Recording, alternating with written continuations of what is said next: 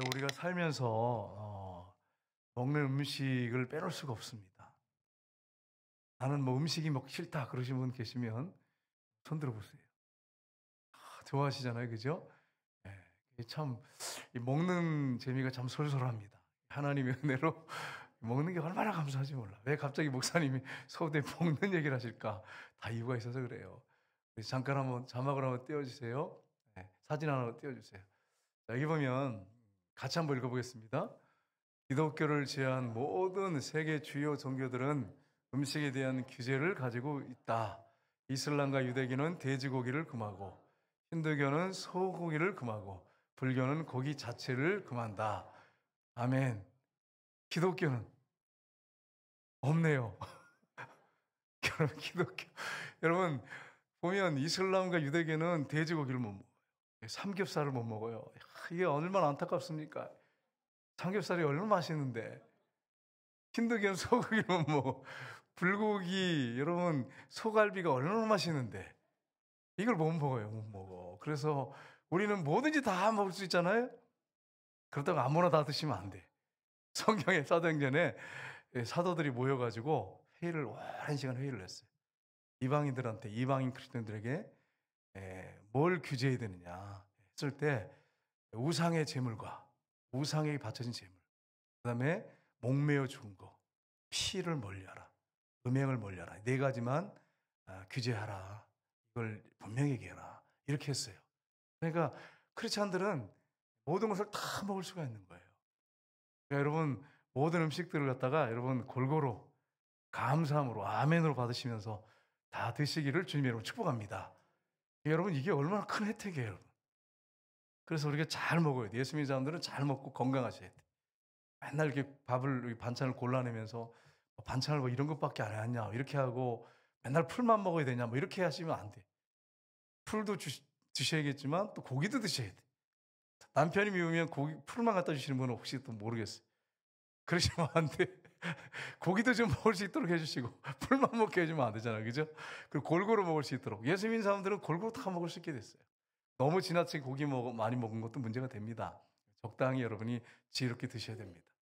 제가 왜 이제 이런 말씀을 드리냐면 하나님께서 우리가 예수 믿은 다음에 주신 복이 먹는 복이 참 큰 복이잖아요. 못 먹으면 병원에서 여러분 생각해 보세요. 못 먹 얼마나 이게 호스로 이렇게 먹고 영양제 맞고 이러면 여러분 얼마나 힘들어요. 이런 큰 복을 받았어요. 예수 믿는 것 자체가 복이에요. 근데 여러분 그 다음에 보시면 영적인 건데 그 다음 보겠습니다. 자, 여기 보면 구세주 메시아에 대한 시각인데 유대교입니다. 유대교는 어떻게 봅니까? 별이 이제 다윗의 별이거든요. 유대교는 구세주는 나타나지 않았다. 그래서 여러분 지금도 통곡의벽에서 메시아 보내달라고, 그리스도를 보내달라고 지금도 눈물로 기도하고 있어요. 매일 유대인들이 가서 기도해요. 우리는요, 예수님이 오셨어요.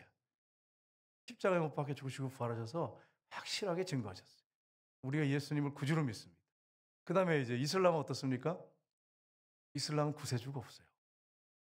오직 알라만이 유일신이다. 인샬라 이러잖아요. 알라의 뜻이다 그러면 다 통과되잖아요. 구세주가 없습니다. 이슬람에는 구세주라는 게 없어요. 그냥 알라만 믿는 거예요. 근데 여러분 우리는요. 하나님의 아들이 이 땅에 우리를 위해 오셔서 십자가에 못 박혀 죽으시고 우리를 구원하셨어요. 우리의 구세주가 되셨어요. 그러니까 여러분 우리 예수 믿는다는 게 이게 얼마나 큰 지금 복을 받고 있는지 한번 생각해 보세요. 유대인들보다 더 복을 받았어요. 이슬람 사람들보다 더 복을 받았어요. 불교 사람보다 더 복을 받았어요. 세상의 어느 종교보다도 진짜 예수 믿는 것 자체가 복이에요, 복. 이런 복을 우리가 받고 있습니다. 근데 이걸 모르니까 조금 이렇게 교회 다니다가 힘들고 핍박이 있고 고난이 있어요. 예수 믿는 사람들 좁은 길을 가야 돼요. 그것 때문에 그 어려움 때문에 그냥 마치 돌짝밭 같은 마음, 잠깐 기쁨으로 갔다가 뿌리가 없어가지고 그냥 환난과 핍박이 오면 그냥 넘어져 버리는 이런 성도들이 교회에 있습니다.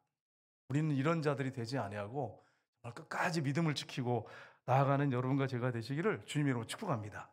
그럼 이슬람에서는 예수님에 대해서 어떻게 생각하느냐? 우리는 구세주고 우리의 구원자신데 그들은 선지자로 여깁니다. 선지자인데 최고의 선지자로 여깁니다.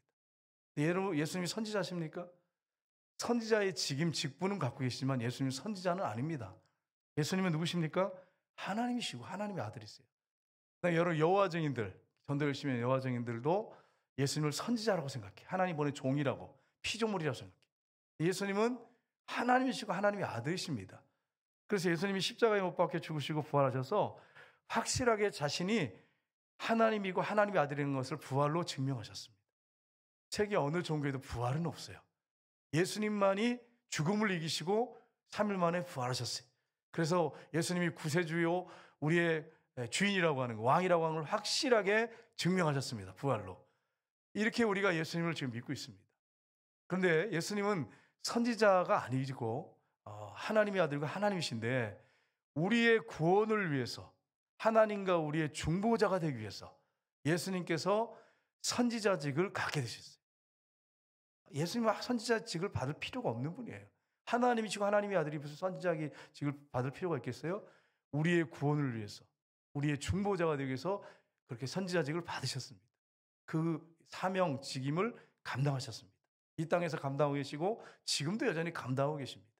그래서 오늘 본문 말씀을 통해서 예수 그리스도가 선지자적 사역을 감당하시는데 어떻게 수행하시는가 하는 부분을 우리가 살펴보긴 합니다. 첫 번째는 성육신 이전에는 언약의 사자로 선지자적 직무를 수행하셨습니다.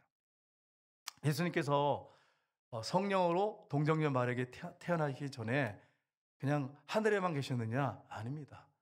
우리 예수님이 하나님의 사자로, 언약의 사자로 이 땅에서 여전히 성령으로 잉태되기 전에 사역을 하셨어요. 직무를 감당하셨어요. 그래서 여러분 성경에 보면 예수님에 대해서 언약의 사자, 특별히 언약의 사자, 그 다음에 여호와의 사자로 이렇게 나타나셨어요. 성경의 구약에 보면 많이 나오는데 그 중에 하나 예를 든다면 삼손이 여러분 사사시대가 어두운 시대잖아요. 그래서 하나님이 삼손의 어머니에게 제일 밭에서 일하는 삼손의 어머니에게 나타났습니다.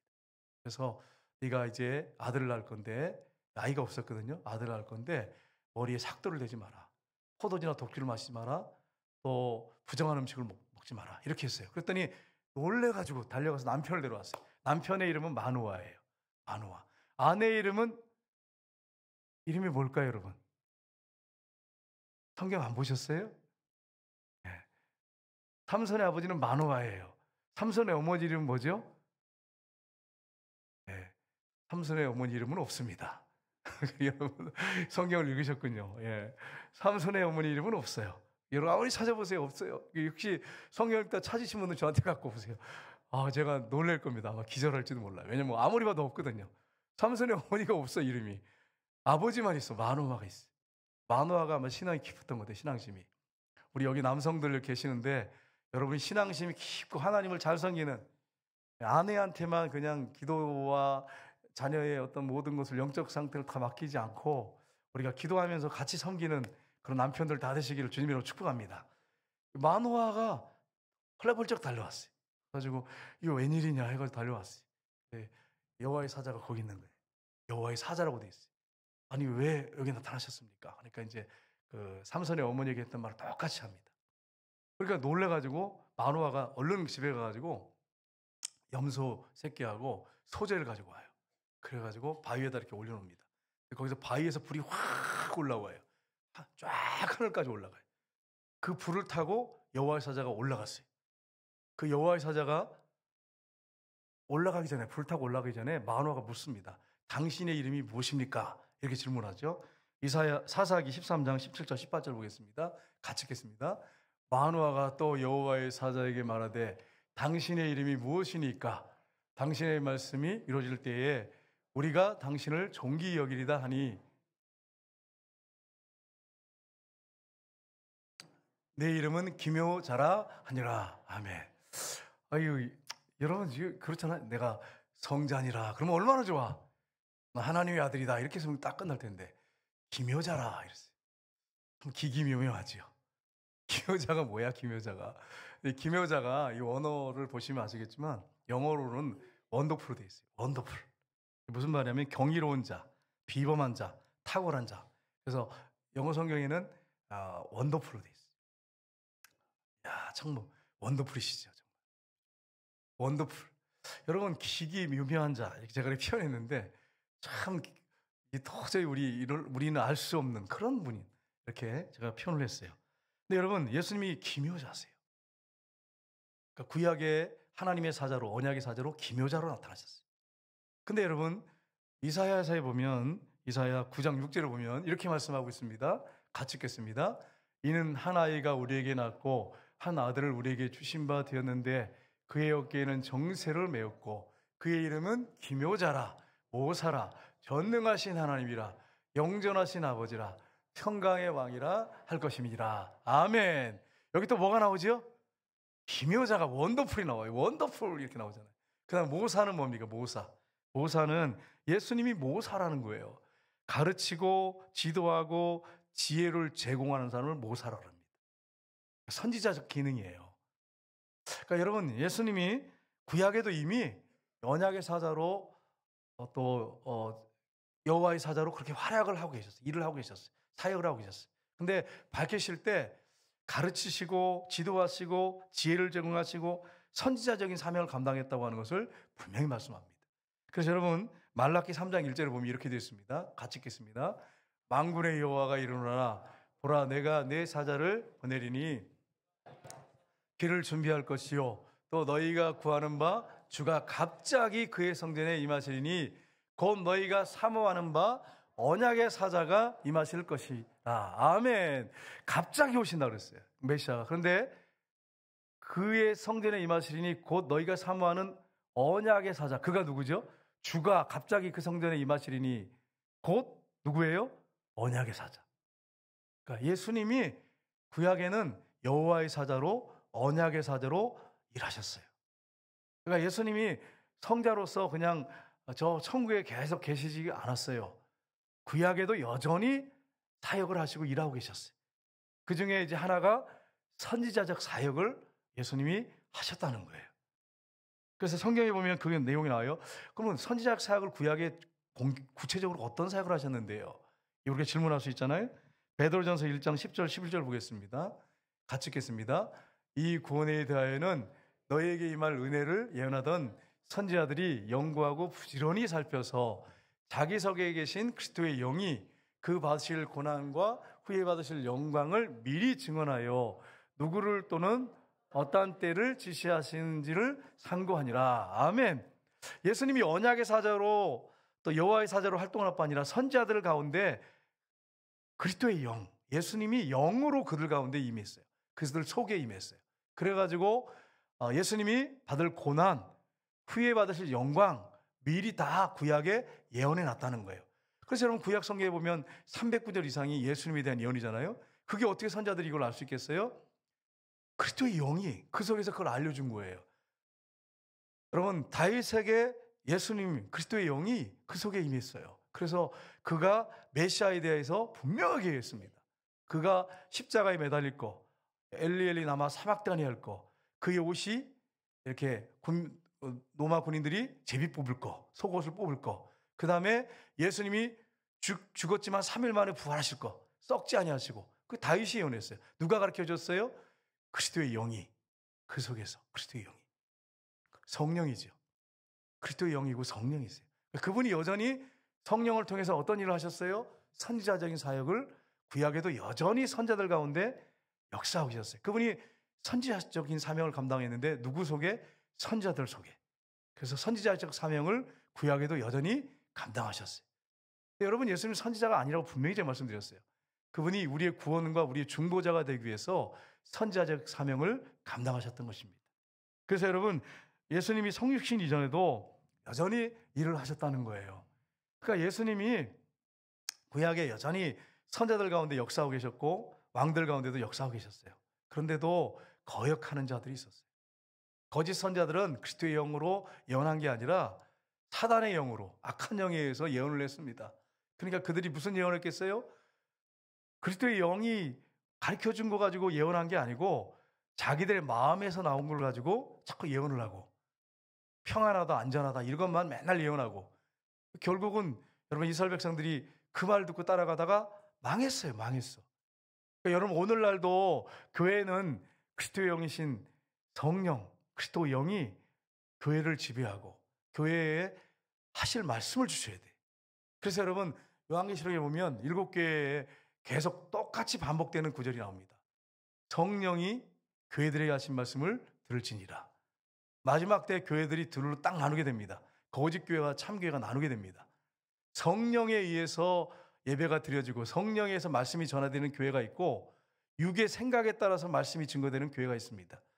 육의 생각을 따라서 가는 교회는 아무리 대형 교회라도 망합니다. 마지막에 배도합니다. 그러나 그리스도의 영에 의해서 성령에서 지배되고 성령에 의해서 말씀이 선포되는 교회는 살아남습니다. 그 교회는 주님 오실 때까지 역사할 것입니다. 핍박과 고난이 있어요. 이겨나갈 것입니다. 그리고 이길 것입니다. 요한계시록에 보면 진다고 말씀하지 않았어요. 우리가 성령에 충만하고 그리스도의 영에 사로잡히면 고난이 있고 역경이 있지만 반드시 승리합니다. 패배해가지고 우리 끝장나고 없어지지 않습니다. 핍박과 고난을 이겨냅니다. 이긴 자들에게는 면류관을 주시겠다고 약속하셨습니다. 여러분 모두가 다 예수님의 영으로, 그리스도의 영으로 승리자 되시들이 다 되시기를 주님으로 축복합니다. 여러분 이기는 거 다 좋아하시죠? 여러분 중에 2등 되고 싶으면 손 들어보세요. 뭘 하든 2등 되기 싶으면. 근데 이 권사님들, 우리 권사님들도 이렇게 딱 보면 경건하시지만 승부욕이 얼마나 강한지 제가 이 척사대회 할 때를 알아봤어요. 딱 보면 그렇게 경건하신 권사님들이 안 물린다고 막 그러면서 막 안 물린다고 됐다 그러면서 막 평소에 안 그러셨는데 윷놀이 하면서 죄송해요 권사님들, 예, 권사님들만 그런 게 아니고 다 그래요, 다 그래. 다 그러는데 이 권사님들이 유독 1등을 하고 싶어가지고 그러신 분이 있었어요. 그래서 여러분 그 1등 하려고 해야지. 그러면 사실 그러면 윷놀이한테 꼴등 하려고 하는 분이 어디 있어요? 그게 맞아요. 싸우면 안 되고 정당한 방법으로 이겨야죠. 그죠? 1등을 해야죠. 그죠? 주장해가지고 이기는데 척사대에서는 1등을 하려고 막 그렇게 하는데 영적인 싸움에서는 이기려고 하느냐? 이렇게 질문하면 죄송해요 여러분. 네. 나는 영적인 싸움에서 이기려고 지금 막 애를 쓰고 있느냐? 여러분 질문해 보셔야 돼요. 우리 권사님들 영적 싸움에서 이기시기를 주님으로 축복합니다. 막 눈꺼풀이 내려오고 그냥 새벽에 가기 싫고 막 그래도 이기고 나와야 돼. 이기고 나와야 돼. 권사님들 나와서 기도로 이겨야 돼. 기도로. 여러분 지금 환경과 상황 때문에 여러분의 문제가 아니에요. 사실은 상황과 환경 때문에 여러분이 눌려있는 게 아니에요. 예수님이 주인이 왕이 안 돼서 그래요. 여러분이 그걸 다 여러분이 맡아서 해결하려고 하니까 여러분이 눌려있는 거예요.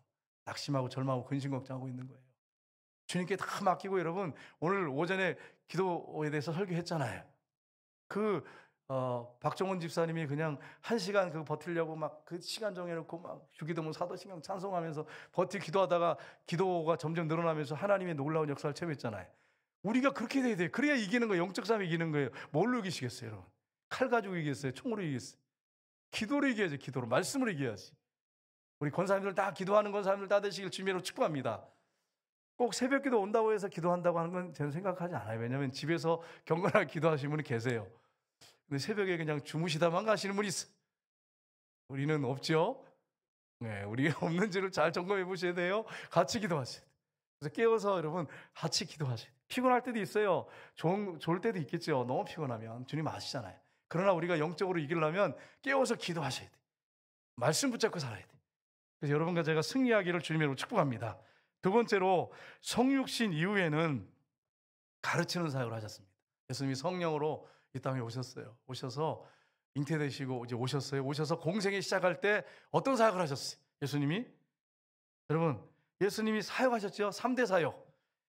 마태복음 4장 23절 9장 35절 똑같습니다. 9절 보면 같이 읽겠습니다. 예수께서 온 갈릴리에 두리다니사 그들의 회당에서 가르치시며 천국 복음을 전파하시며 백성 중에 모든 병과 모든 약한 것을 고치시니 아멘. 같이 읽겠습니다. 예수께서 모든 도시와 마을에 두루 다니사 그들의 회당에서 가르치시며 천국 복음을 전파하시며 모든 병과 모든 약한 것을 고치시니라. 아멘. 똑같은 구절이 이렇게 했어요. 예수님이 무슨 사역하셨어요? 온 도시 마을 다 다니면서 가르치시며, 이게 선지자적 사역이에요. 가르치시며 복음을 전파하시며, 전도자적 사명이겠죠. 선교적 사명이겠죠. 모든 병과 모든 약한 것을 고치시니라. 치유 사역을 하셨어요. 그러니까 예수님이 성육신 하신 다음에도 여전히 선지자적인 직무, 직임을 감당하셨습니다. 그래서 여러분 마태복음에 오늘 이렇게 말씀하고 있는데 예수님이 가르치시는 것은 사람하고 달랐어요. 어떻게 달랐느냐? 마태복음 7장 28절 29절 보시면 같이 읽겠습니다. 예수께서 이 말씀을 마치심에 우리들이 그의 가르치심에 놀라니 이는 그 가르치시는 것이 권위 있는 자와 같고 그들의 서기관들과 같이 아니함이로라. 아멘. 어떤 서기관들은 설교 시간마다 혼나고 있어요 지금. 이 서기관 오전에도 서기관이었는데 바리새인들이 서기관이에요. 대부분 성경을 쓰고 가리키는 사람들이에요. 근데 권위가 없어. 왜 그럴까요? 왜 권위가 없죠? 서기관들 바리새인들은 그렇게 열심히 가르치는데 백성들은 왜 권위가 없습니까? 자신들의 머리에서 나오니까 그래요. 이성에서 나오니까 그래요. 이성은 한계가 있어요. 이성의 한계를 초월하는 것이 신앙이고 하나님의 능력이잖아요. 권능이잖아요. 예수님은 성령으로 충만하셨어요. 예수님 세례 받으셨어요? 예수님은 하나님의 아들이십니다. 근데 세례 받을 때 성령의 충만함을 받으셨어요. 비둘기 모양으로 예수님이 임하셨어요. 그 성령의 능력으로 귀신을 쫓고 병자를 고치고 그리고 여러분 복음을 전파하셨어요. 성령의 권능을 하셨어요. 여러분과 저도 성령의 권능으로 사역을 감당하길 주님으로 축복합니다. 성령이 그 위에 임하고 계시니까 하나님의 아들이시죠. 그래서 성령이 임하고 계시니까 삼일체 하나님이시잖아요. 그 위에 임하고 계시니까 얼마나 권위가 있겠어요, 여러분. 권위가 대단하죠. 근데 여러분 권위 있는 말씀인데 예수님이 권위를 가지고 막 사람들 갖다가 폭력으로 막 그렇게 휘두르고 막 끌고 다니고 막 그냥 사람들 억압하고 그러시지 않으셨어요. 말씀엔 권위가 있었어요. 능력이 있었어요. 그런데 정말 겸손하셨어요. 온유하셨어요. 예수님의 사역이 그렇게 하셨어요. 오늘날 예수님의 본을 따라서 우리가 사역을 감당해야 됩니다. 예수님이 섬기는 자로 오셨다고 그러셨어요. 왕이시지만 섬기는 자로 서셨어요. 그래서 섬기시고 나귀 새끼를 타고 입성하셨어요. 여러분 이거 항상 잊지 마셔야 돼요. 여러분 우리 남성들 같은 경우에 좋아하는 게 있어요. 남성들은 시계, 벨트, 차 이런 종류를 좋아해요. 남성들이. 근데 여러분이 차가 좋지 않더라도 낙심하고 절망하지 마세요. 예수님 뭐 타셨어요? 나귀도 아니고 나귀 새끼. 나귀 새끼. 새끼 발 질질 끌린 걸 타고 다니셨어요. 제가 이제 우리 그 오순대 집사님이 자전거를 그때 전에 이제 잊어버려가지고 지금 못 타고 다니지만 그거 다 고물 자전거를 조립해가지고 준 걸 갖다 그렇게 훔쳐가는 사람도 있어요. 2번이나 도둑 맞았어요. 그래가지고 못 타고 다니는데 있으면 지금 타고 다닐 텐데 없어요. 새벽에 올 때 타고 다니기 그럴 텐데 도둑들이 왜 이렇게 내 자전거를 노리는지 모르겠어요. 근데 자전거에 뭐 피신하는 것도 아니고 다 조립해가지고 중국 분들 주워다가 조립해가지고 타고 다녔는데 그걸 이렇게 탐을 내가지고 2번이나 잊어버렸어요.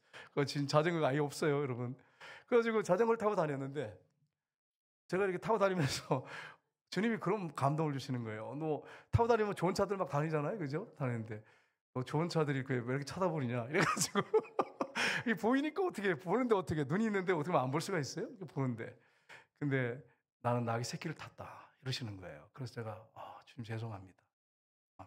그래서 자전거를 타고 우리 선교사님들은 걸어다니고 자전거 타고 다니고 부끄럽게 생각하시면 안 돼. 예수님 나귀 새끼를 타셨어. 그래 다니다가 그걸 누가 그냥 여기 놔뒀는데 없어졌어요. 이걸 제가 그냥 놔둔 거 아니에요. 이거 다 채웠어요. 열쇠 딱 채워놨는데 그걸 어떻게 싣고 가는지 이해가 안 돼. 지금도.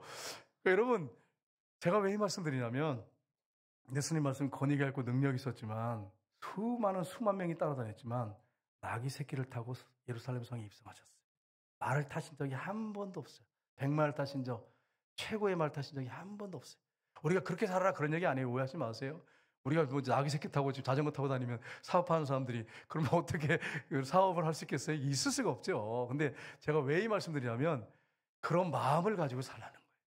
좋은 차를 타시거든 어려운 사람들 있으면 태워주고 섬기고 그 좋은 차를 가지고 하나님의 영광을 위해서 정말 섬기는 자리에 있어야 된다 그거예요. 그러면 안 믿는 사람들이 올 때 예를 들어서 우리가 뭐 BMW를 타고 이렇게 타고 다니면서 막 섬기고 이렇게 해보세요. 노인무들 야 예수 믿는 사람 다르구나. 그게 전도가 되는 거죠. 그렇게 예수님처럼 살아야 된다 그 말씀하는 거지. 다 우리 자전거 이제 전부 다 우리 차 다 팔아버리고 자전거 타고 다닙시다 그런 얘기를 하는 게 아니에요, 여러분. 어떤 차든지 탈 수가 있어요. 근데 그 탈을 타시면서 겸손하게 섬기는 자의 자리에 있어야 된다. 그걸 지금 말씀드리는 거예요. 그걸 여러분 놓치지 마시기를 주님 여러분 축복합니다. 여러분 그 당시에 여러분 목자를 잃었어요. 목자들이 서기관과 바리새인들이었는데 제사장들이었는데 권위를 가지고 휘두르고 대접만 받기로 하고 인사받기 원하고 맨날 그렇게 목이 뻣뻣하고 잔치장에 가면은 어떤 무슨 모임이나 이런 데 가면 상자에 딱 높은 자리에 거기 앉아 있고 그러니까 예수님이 뭐라고 말씀하세요? 그걸 딱 보시더니 너희들은 절대 상자에 앉지 말아라. 차라리 밑에 앉아 있어라. 여기 있지 말고 올라가라고 하면 얼마나 영광이 되겠느냐. 근데 여러분 높은 자리에 있다가 여러분 이분이 오셨는데 이분이 귀한 분입니다. 자리를 좀 바꿔주세요. 이러면 얼마나 창피해요. 여러분 생각해 봐요. 제가 그런 일을 당했다니까요. 여기 88 거기 가서 뭣도 모르고 앞자리에 이렇게 앉아가지고 이렇게 저는 거기 저 상자인지도 몰랐어요. 맨 앞에 앉아서 이제 강사원대에서 딱 앉았는데 어떤 분이 오더니 여기 누가 앉을 자리니까 좀 옆으로 좀 저쪽으로 가주세요. 얼마나 창피한지 몰라.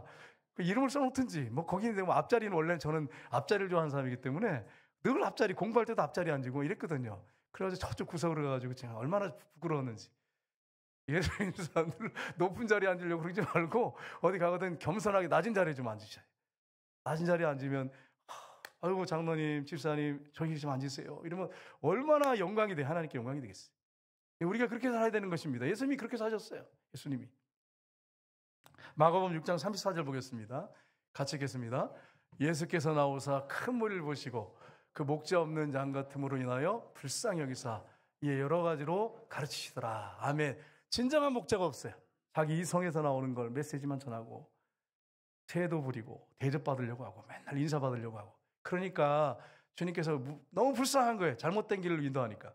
그래서 그들을 불쌍히 여기시고 선지자적 사명을 예수님이 감당하셨다고 하는 것을 말씀하고 있습니다. 우리 사진을 한번 잠깐 보겠습니다. 이렇게 보시면 이스라엘을 딱 보시면 이스라엘이 이제 이 안에 압축이 되어 있는데 국가 이스라엘 직분적으로 보면 제사장, 왕, 선지자가 있습니다. 리더 그룹이죠. 지도자 그룹이죠. 근데 이제 이걸 보시면 지도자 그룹 빼고 보면 제사장 다음에 제사장들과 함께 같이 사역하는 레인이 있습니다.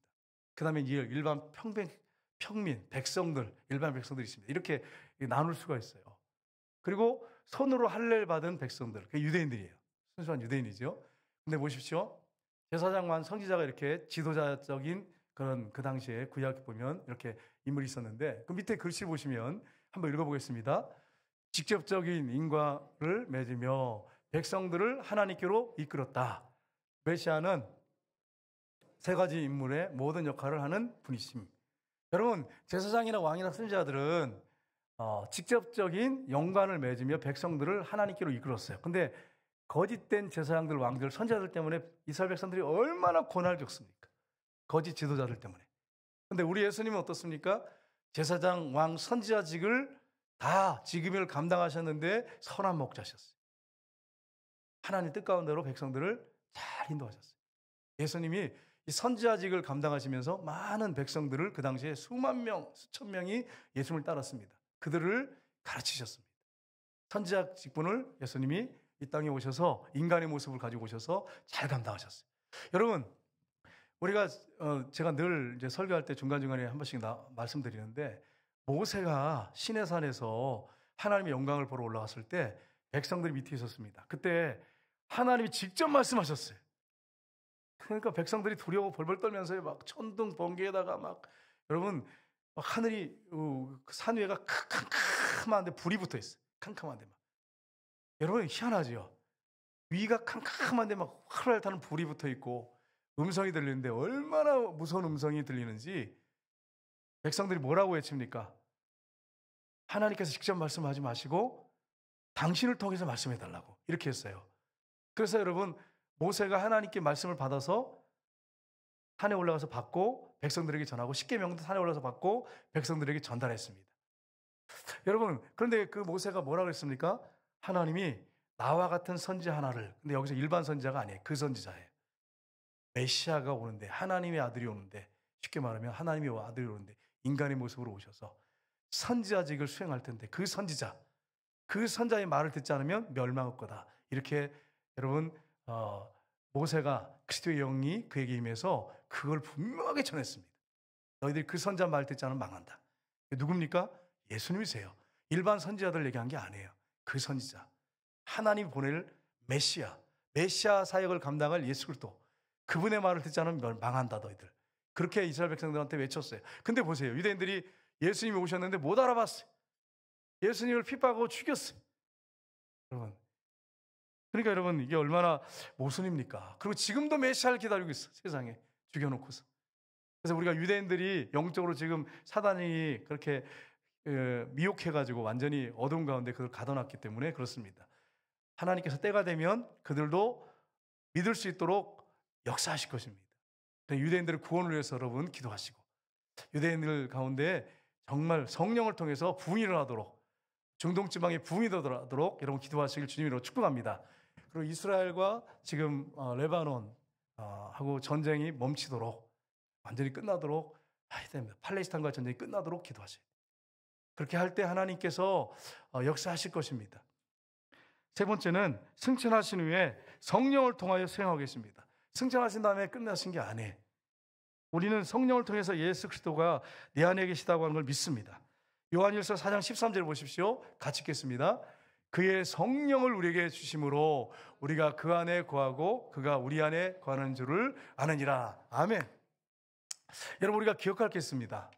예수님이 신령한 몸 거룩한 몸으로는 승천하셔서 하나님 보좌 우편에 계시지만 예수님은 영이셨어요. 영이셨어요. 원래 영이십니다. 성부, 성자, 성령은 영이세요. 근데 인격을 갖고 계십니다. 지정의를 갖고 계십니다. 근데 그 영이신데 성자가 인간의 모습을 입고 오셨어요. 그러니까 여러분 우리가 기억할 게 뭐냐면 성령을 통해서 예수님이 우리 안에 계시는 거예요. 그게 가능한 거예요. 그래서 성령을 우리에게 주심으로 우리가 그 안에 거하고 예수님을 말합니다. 그리스도를 말합니다. 그 안에 거하고 그가 우리 안에 거하는 줄을 아느니라. 그러니까 성령을 통해서 예수님이 우리 안에 거하시는 것을 아는 거예요. 성부, 성령, 성령은 하나십니다. 그러니까 여러분이 막 헷갈려가지고 성령이 계신 거야? 예수님이 계시는 거야? 막 그래서 헷갈리지 마세요. 예수님도 계시다고 해도 틀린 말이 아니고 성령이 계시다고 해도 틀린 말이 아니고 아버지가 내 안에 계시다고 틀린 말이 아니에요. 예수님 말씀하셨어요. 그날에는 아버지가 내 안에, 내가 아버지 안에, 너희가 아버지 안에, 아버지가 너희 안에. 영이시기 때문에 가능한 거예요. 그러니까 여러분 이 사실을 여러분 기억하시고 예수님이 내 안에 계시다고 해도 틀리지 않고 성령이 내 안에 계시다고 틀리지 않아요. 성령께서 하나님과 우리 관계를 연합시키셨어요. 예수님과 관계에서 연합시켜 놓으셨어요. 성령이 그 일을 하셨어요. 그러니까 내 안에 그리스도의 영이 계시고 성령이 계시고 아버지가 계시고 하나님이 계시다고 해도 틀린 말이 아닌 거예요. 영으로 계시다는 거예요. 영으로. 여러분 이 사실을 우리가 기억해야 됩니다. 요한복음 14장 26절을 보겠습니다. 같이 읽겠습니다. 보혜사 곧 아버지께서 내 이름으로 보내실 성령 그가 너희에게 모든 것을 가르치시고 내가 너희에게 말한 모든 것을 생각나게 하시리라. 아멘. 성령을 통해서 이제는 어떻게 하십니까? 모든 걸 가르치신다는 거예요. 이게 선지자적 사명이죠. 지금도 예수님이 성령을 통해서 성령을 통해서 우리 안에 그리스도가 계신 건 압니다. 그리스도의 영이 거하신 걸 압니다. 모든 걸 가르치고 계십니다. 성령께서. 내가 너에게 말한 모든 것을 생각나게 하시리라. 그러니까 여러분 우리 권사님들 집사님들 연세 드신 분들이 성경 읽잖아요. 이렇게 읽다가 한 장 넘기면 그 다음 것이 전혀 생각이 안 나. 한 장 넘기면 앞에 뭘 봤지? 이래가지고 또 넘기면 뭘 봤지? 이렇게 돼요. 이게 실제 그래. 근데 그것 때문에 여러분이 성경 보나마나 이런 거는 기억도 안 나. 드라마나 보자. 그러면 드라마 보면 눈물도 나고 막 기쁘고 막 그러잖아요, 여러분. 그리고 끝날 때쯤 되면 또 기가 막히게 또 끝나. 다음에 꼭 봐야 되겠다 이런 마음을 갖도록 간절한 막 사모하는 마음을 갖도록 만들어 놓고 딱 끝나네. 드라마 원래 그렇게 제작을 해요. 그렇게 자작을 여러분 시청률 높이기 위해서 그렇게 일부러 목표를 정해놓고서 해요. 그냥 이렇게 여러분 하다가 다음에 봐야지 그런 기대감 없이 그냥 딱 끝난 거 한 번이라도 봤어요? 없어요. 재미있어가지고 보려고 딱 그러면 이제 볼만하면 딱 끝내. 볼만하면 끝내. 설교도 그럴까요, 여러분? 이제 이 좋네 그러다 딱 끝내버려. 그러면 이제 막 사모하는 거야. 이게 그 다음에 뭐야 이러면서 궁금하네. 그러면서 막 제가 제 경험을 얘기하는 거예요, 여러분. 미안해요, 여러분 경건해서 안 보시죠? 옛날에 제가 그랬어요. 그래가지고 막 다음에 예고편이 뭔가 이래가지고 막 찾아서 보고 다음에 어떻게 되는 거예요 이러면서. 이게 사람의 심리가 그렇단 말이에요. 근데 여러분 연속극이나 드라마 이런 거 보면 사극 보면 재밌어가지고 이렇게 보는데 성경을 한 장 넘겨서 보고 딱 넘기면 생각이 안 나. 아무래도 주님이 지금은 이제 다 때가 된 것 같고 내 나이가 성경 보지 말고 그냥 좋은 드라마나 보고 그냥 영상에서 TV나 보자 설교나 듣자 이렇게 하시면 안 돼. 이렇게 하시면 안 돼. 왜 그런지 아세요, 여러분? 그리스도의 영이, 성령이 여러분 안에서 역사하고 계십니다. 그러니까 여러분이 간절히 기도하면서 내가 이거 보는데 기억이 나지 않는데 주님 생각나게 없어서 주여. 성령님이 스승이지 않습니까? 약속하셨잖아요, 요한복음에. 생각나게 하신다고 하지 않았습니까? 그래가지고 기도하시면서 보시면 계속 하다 보면, 기도하다 보면 성령님이 생각나게 하세요. 제가 이제 어떤 이제 간증을 들었는데 그분이 거의 80 다 됐어요. 할머니신데 성경을 줄줄줄줄 외우는 거예요. 줄줄줄 외워요. 성령님 도와주세요. 그리고서는 성경을 읽으시고 계속 암송하니까 매일 식사할 때 뭐 옆에 놓고 막 크게 이렇게 놓고 복사해 놓고 읽고 잘 때 머리맡에다 이렇게 놓고 장사 나가서 바구니에다 붙여놓고서 암송하고 성령님 도와달라고 하면서 그랬더니요 젊은 사람보다 성경을 더 많이 줄줄줄 외우시더라고요.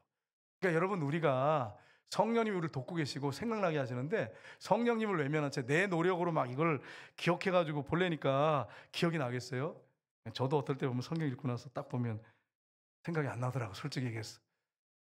그러니까 여러분 사람이니까 그럴 수 있단 말이에요. 연약함이 있어요. 근데 성령님이 도우신다고 약속하셨으니까 여러분 믿으시고 성령님께 도우심을 구하시고 생각나게 하신다고 하니까 그렇게 성령의 인도 따라서 보시길 주님으로 축복합니다. 요한복음 16장 14절 15절 보겠습니다. 같이 읽겠습니다.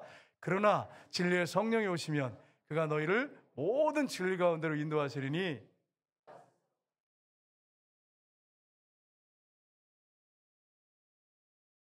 내 영광을 나타내리니 내 것을 가지고 너에게 알리게 했습니다. 무릇 아버지께 있는 것은 다 내 것이라. 그러므로 내가 말하기를 그가 내 것을 가지고 너에게 알리시리라 하였노라. 아멘. 여러분 예수님이 오셔가지고 뭐라고 하셨어요? 내가 아버지에게 본 거 배운 거 아니면 너희들한테 가르치지 않는다 그랬잖아요. 성령은요 예수님께 배운 거, 예수님께서 말씀하신 것들을 성령이 그대로 우리에게 전해준다고 말씀합니다. 스스로 말하지 않는다는 거예요. 그래서 여러분이 성령 충만하고 성령의 인도 받으면 어떤 위기의 순간이 오면 기도하는 사람은요 감동이 와요. 기도하게 하시고 그 위기를 극복하게 만드세요. 누가 하시는 일이에요? 우리 안에 계신 성령이 그 일을 하십니다. 그래서 여러분이 기도 생활 하셔야 돼요. 성령의 인도 받으며 살아야 돼요. 그래야 승리할 수 있어요, 여러분. 그렇게 나가시길 주님으로 축복합니다.